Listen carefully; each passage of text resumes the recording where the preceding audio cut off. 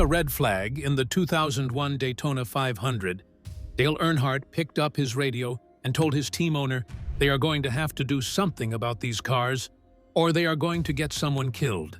20 laps later, he was dead. The crash lasted 80 milliseconds. It barely looked like anything on television.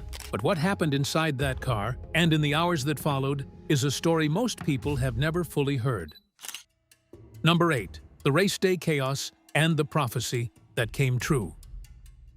The 2001 Daytona 500 was supposed to be the greatest day in the sport's history. NASCAR had just signed a $2.4 billion television deal with Fox Sports, NBC, and Turner Broadcasting. That single contract quadrupled the sport's annual TV revenue to roughly $400 million. The grandstands were packed with up to 195,000 fans. More than 17 million viewers watched from home. Fox had been running Daytona 500 promotions during NFL playoff games for weeks. This was not just another race. This was NASCAR's grand entrance onto the national stage. Earnhardt entered the day with 76 career Cup victories and 7 championships, tied with Richard Petty for the all-time record. This was his 23rd Daytona 500 start.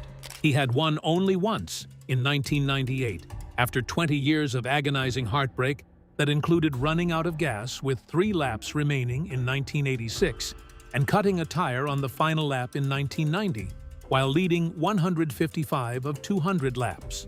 When he finally won that 1998 race, every crew member from every team lined pit road to shake his hand. It remains one of the most iconic moments. Shoulder blade. 2 weeks later at Watkins Glen, unable to lift his left arm, he won the pole and led 54 of 90 laps, his entire arm. Richard Childress, his car owner and closest friend, later told ESPN he got real discouraged and he talked about quitting, but I begged him to come back. The race delivered 49 lead changes among 14 different drivers. On lap 87, Earnhardt battled rookie Kurt Busch door-to-door for 5th and casually flipped him the middle finger at 185 miles per hour. Mike Joy joked on the broadcast, "Kurt, you're number 1." Then on lap 173, everything fell apart. Robbie Gordon turned Ward Burton on the backstretch, and Burton hit Tony Stewart.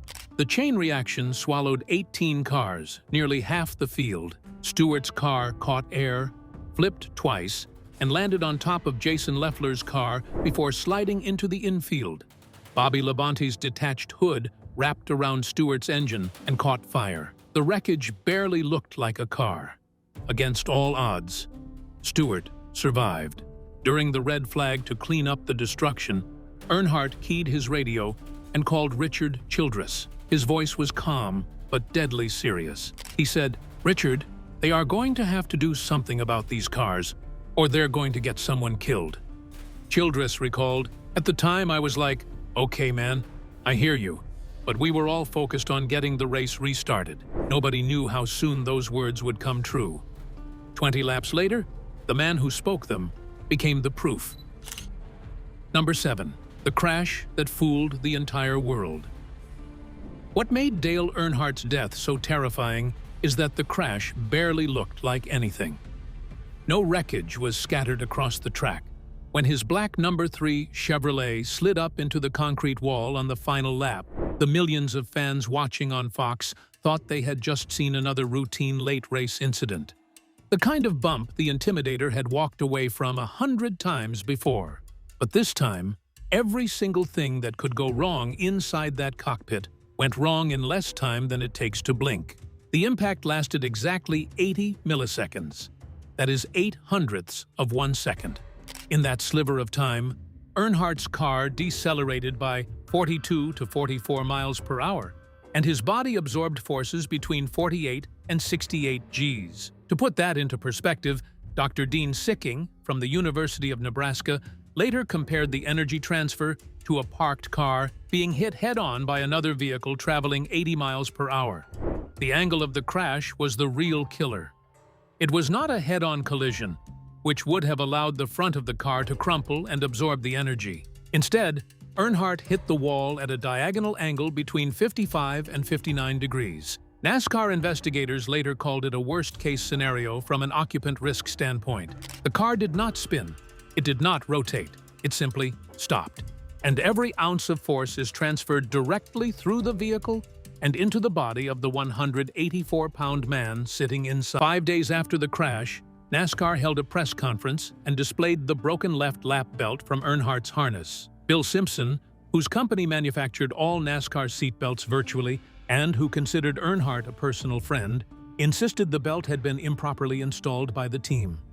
An independent review by Dr. Barry Myers of Duke University settled the scientific debate. He concluded that but the court of public opinion was not interested in science. Simpson received death threats. Someone fired bullets into his home.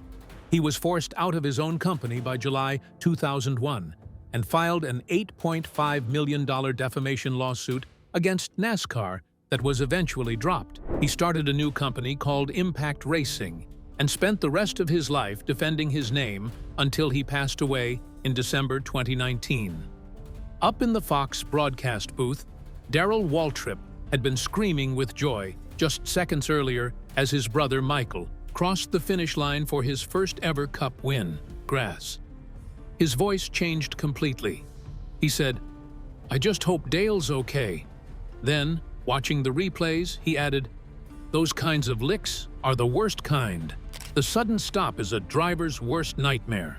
Tony Stewart, who had survived a spectacular 18-car pileup just 20 laps earlier that sent his car flipping through the air, later made an observation that still gives people chills. He said, "My crash looked a lot worse than his. He went and hit with such force, and it just stopped.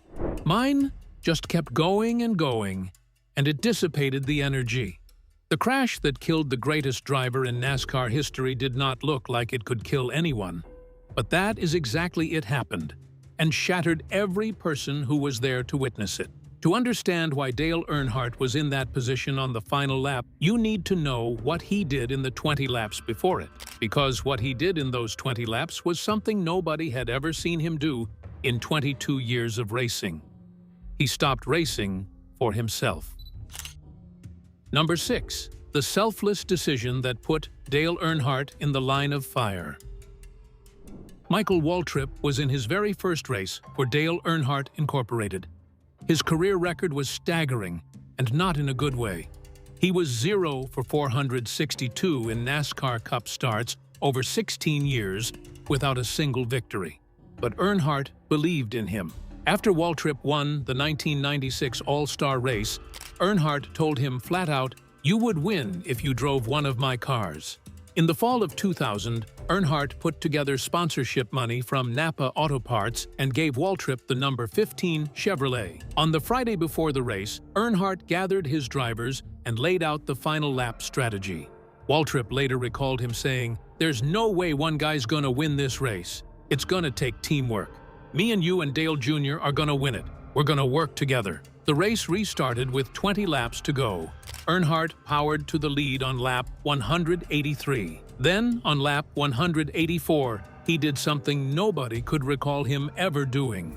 He lifted off the gas and let Michael Waltrip pass him. Dale Jr. slid into second right behind. The 7-time champion, the most aggressive driver in the history of the sport, dropped to third and became a human shield. For 17 laps, he drove like a man possessed. At speeds nearing 180 miles per hour, he swerved left and right across the track, shutting down every gap, blocking every line of attack. Sterling Marlin pushed hard from the inside.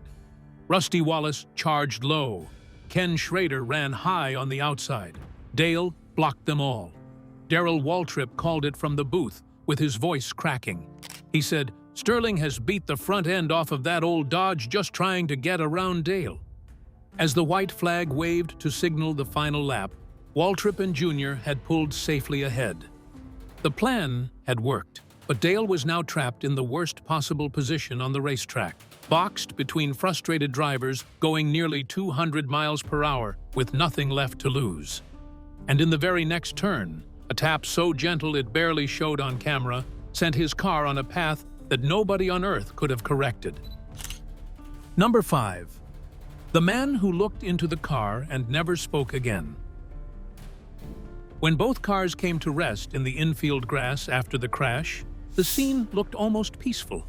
No twisted metal flying across the track, not like Tony Stewart's violent wreck just minutes earlier.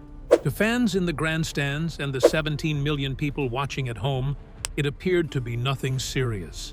Ken Schrader knew better the instant he reached the window. His own car had stopped nose to door with Dale's number 3. Limping from the impact, Schrader climbed out and went straight to Earnhardt's window. He pulled the net down himself. He looked inside, and what he saw changed him forever. In 25 years since that afternoon, Ken Schrader has never publicly described what he witnessed in that cockpit. He has never told a reporter.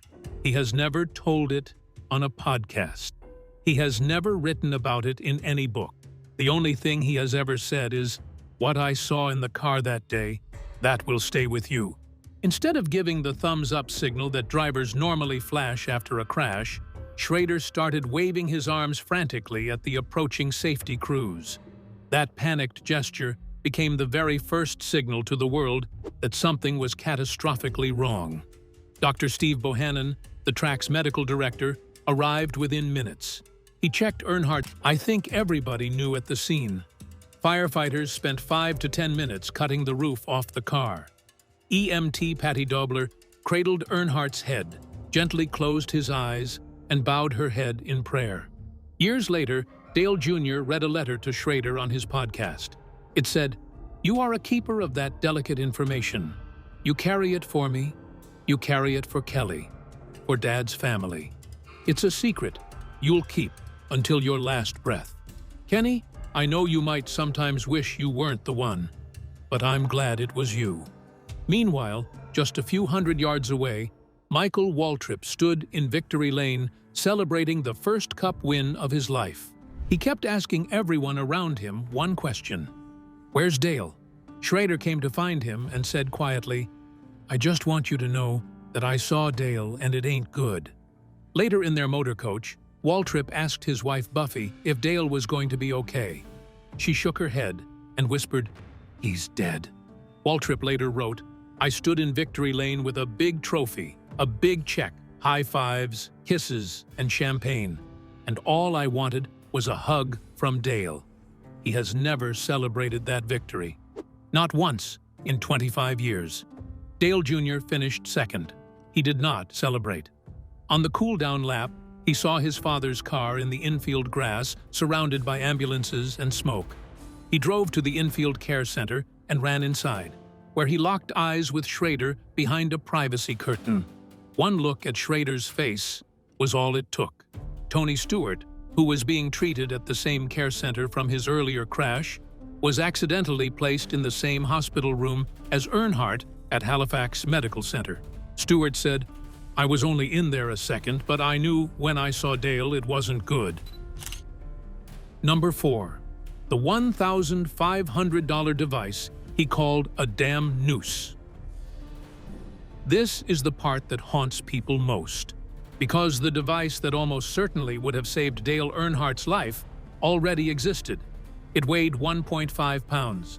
It cost $1,500, and he refused to wear it. The Hans device was invented by former IMSA champion Jim Downing and biomechanical engineer Dr. Robert Hubbard from Michigan State University after their friend Patrick Jacquemart died from a basilar skull fracture in 1981. The device is a U-shaped carbon fiber collar that sits behind the neck with 2 tethers connecting to the helmet, preventing the violent forward head whip that kills drivers on impact. Testing showed it reduced forces on the head and neck by approximately 80%. In the 9 months leading up to the 2001 Daytona 500, 3 drivers had died from basilar skull fractures. On May 12, 2000, 19-year-old Adam Petty was killed at New Hampshire Motor Speedway. Less than 8 weeks later, on July 7, 2000, Kenny Irwin Jr. died at the same track, same turn, same type of crash. Then, on October 13, 2000, Tony Roper died at Texas Motor Speedway. 3 men, 3 identical injuries, 9 months. In January 2001, NASCAR organized a safety demonstration at Daytona. Dr. John Melvin showed drivers sledge test videos of what happens to the human body in a crash. Dale Earnhardt was the only driver who did not show up. Dr. Hubbard fitted devices in the garage stalls on either side of Earnhardt's that week. Dale Jarrett got one. Bill Elliott got one. Hubbard recalled, "I was within a few feet of Earnhardt, and he just didn't want to hear about the hands." When reporters asked Earnhardt about wearing one, his response was, "I ain't wearing that damn noose." He told other drivers the tethers would more likely hang him than save him. Brett Bodine recalled that in their last conversation before the 500, Earnhardt ridiculed him for wearing one. On race day, only 5 out of 43 drivers wore the hands device. Among them was Kyle Petty, who buried his son Adam just 9 months earlier. Kyle told AutoWeek, "After Adam, I would have tried anything." Dale Earnhardt also still raced with an open-face helmet, the last Cup driver to do so.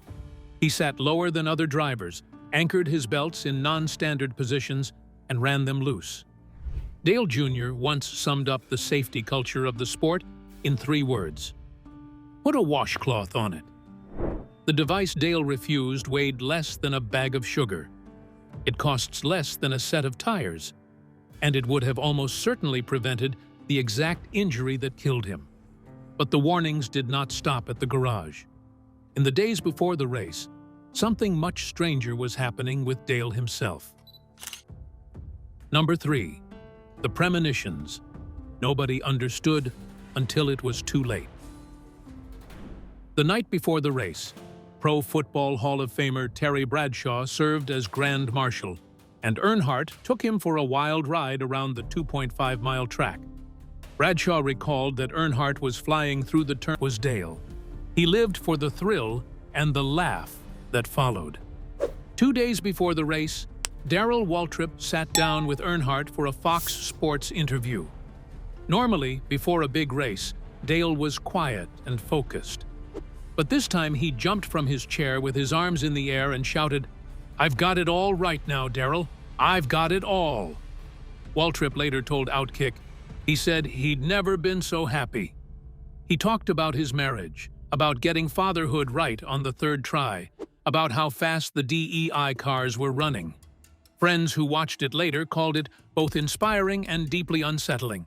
It felt like a man saying goodbye without knowing it. The evening of February 17th brought another strange moment. During a business meeting with old friend and fellow driver Terry Labonte, they finished signing a lucrative souvenir deal, and Dale paused and said, "That's if I make it that far." The room laughed.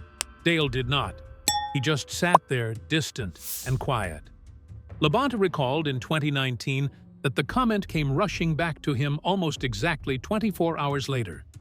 On race morning, Dale did things he had never done before. He slowed his usual focused march to the car and turned it into something warmer.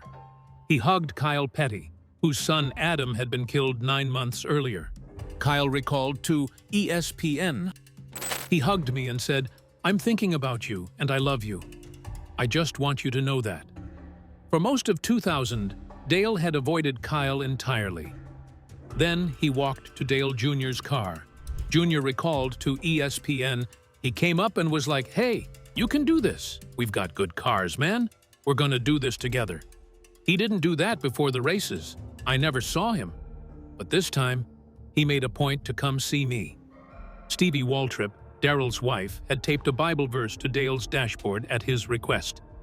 She chose Proverbs 18:10. "The name of the Lord is a strong tower. The righteous man runs into it and is safe." That verse was still there when rescuers cut open the car. Teresa Earnhardt lingered on the grid longer than usual. Her goodbye kiss, captured on live television, looked longer and more emotional than normal. Nobody thought twice about it at the time. Everyone thought about it afterwards. Number 2. Teresa's one word that silenced the room. The ambulance carrying Dale Earnhardt arrived at Halifax Medical Center at 4:54 in the afternoon, roughly 32 minutes after the crash. Dr. Steve Bohannon, rode in the back, performing intubation and administering IVs. The full trauma team of 12 to 15 medical professionals was already assembled and waiting. They worked on him for approximately 22 minutes. They took x-rays. They inserted chest tubes. They tried to reinflate his collapsed lungs. They administered blood transfusions. They continued CPR. Bohannon later said, "I was just focused on taking care of my patient. It didn't matter who they were. I knew he wasn't going to make it back." Teresa Earnhardt pushed her way into the trauma room. Security tried to stop her. Bohannon looked at the guards and said, "No, let her in."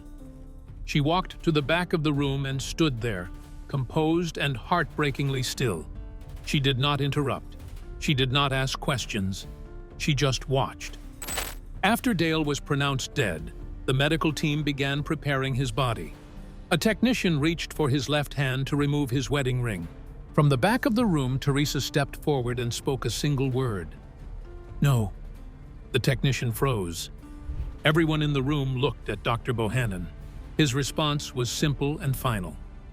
"Whatever she wants." So they left the ring on. Teresa came over and held his hand, and the team stepped back and gave her time alone with her husband. Dale Earnhardt Jr. arrived at the hospital and turned into the first room on the left. He saw roughly 20 people working over his father's body. He described what happened next on the I Am Athlete podcast. "I just exploded. This noise just comes out of you. All this pain and this sadness."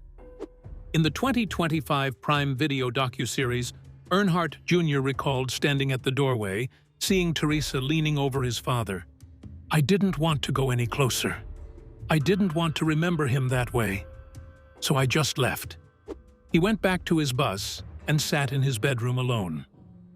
"I thought to myself in that very moment, I'm going to have to do this by myself the rest of my life." Darrell Waltrip came to the hospital and kissed Dale on the forehead and told him he loved him. Dale Earnhardt was pronounced dead at 5:16 p.m. Eastern Standard Time on February 18, 2001. He was 49 years old after the race. NASCAR President Mike Helton walked to a podium and delivered the words that shattered an entire sport. "This is undoubtedly one of the toughest announcements that I've ever personally had to make. After the accident in Turn 4 at the end of the Daytona 500, we've lost Dale Earnhardt." Number 1. The man who had to die so nobody else would. This is the part of the story that transforms Dale Earnhardt's death from a tragedy into something larger, something that still ripples through every race car in the world 25 years later. Goes first into the wall. Before Dale died, safety in NASCAR was an afterthought. Dale Jr. described it bluntly. "A driver gets killed. It happens, and you reason with it. You go, man. That's a fluke deal." 3 men died of basilar skull fractures in 9 months before the 2001 Daytona 500. Adam Petty, Kenny Irwin Jr., Tony Roper. All 3 were young. All 3 died from the same injury. The HANS device existed. It cost $1,500. It weighed 1.5 pounds. And NASCAR did not require anyone to wear it. Then Dale Earnhardt died from the same injury. And everything changed overnight. On October 17, 2001, NASCAR mandated the HANS device across its top 3 series. The decision was triggered in part by the death of ARCA driver Blaze Alexander just 13 days earlier, another basilar skull fracture. Dr. Hubbard's company, which had posted its first profit in 20 years in 2001, sold 350 devices in the week after Dale's death and roughly 3,000 by the end of the year. Closed face helmets became mandatory. The first safer barriers made of steel and foam were installed at Indianapolis Motor Speedway in May 2002, developed by Dr. Dean Sicking at the University of Nebraska, who later received the National Science and Technology Medal from President George W. Bush. The car of tomorrow debuted in 2007 with a completely redesigned roll cage, crushable cockpit materials, and the driver's seat moved toward the center for better side impact protection. NASCAR installed in-car data recorders and upgraded harness systems to 6, 7, and eventually 9-point designs. Carbon fiber seats replaced aluminum. Dr. John Melvin, the crash expert whose safety demonstrations NASCAR had ignored for years, was hired as a consultant in the summer of 2001. He served for 13 years until his death in 2014. He once said, "Without any changes, drivers would still be dying in NASCAR. You cannot continue to kill your heroes." Formula One mandated the hands device in 2003. The World Rally Championship followed in 2005. The result speaks louder than any statistic in the history of motorsport. In the 25 years since Dale Earnhardt's crash, not a single driver has died in a NASCAR Top 3 Series race. Not one. Richard Childress went home that night and told his wife he was done with racing. Then he remembered a promise from a hunting trip in New Mexico years earlier, when Childress nearly died. Dale told him then, "If it ever happens to me, you better race." Childress raced. Sterling Marlin, whose car made the light contact that started the chain reaction, received death threats for months. Someone scrawled, "I'll kill you, Sterling," on his race trailer. A police officer was stationed at his shop. Dale Jr. publicly asked fans to stop blaming Marlin. Years later, friends revealed that Marlin, now battling Parkinson's disease, still watches the final 10 laps of that race about once a month. Jr. told him on his podcast, "I just hope that you've carried no problems or carried no sliver of guilt." Michael Waltrip captured the impossible weight of that day in words that nobody has ever been able to improve upon. He said, "I did win the 2001 Daytona 500, and at the same moment the checkered flag fell on my number 15. The man who gave me that chance crashed in turn 4 and was called home from this earth. The greatest moment of my life just became the saddest." The prophecy Dale Earnhardt made over the radio during that red flag, that they were going to have to do something about these cars or they were going to get someone killed, was answered by his own death. The 25-year safety revolution that followed is his most enduring legacy. Not the 7 championships, not the 76 victories, not the black number 3. His legacy is the simple and devastating truth that after he died, nobody else had to. We would love to hear which part of Dale Earnhardt's story hit you the hardest. Drop your thoughts in the comments below.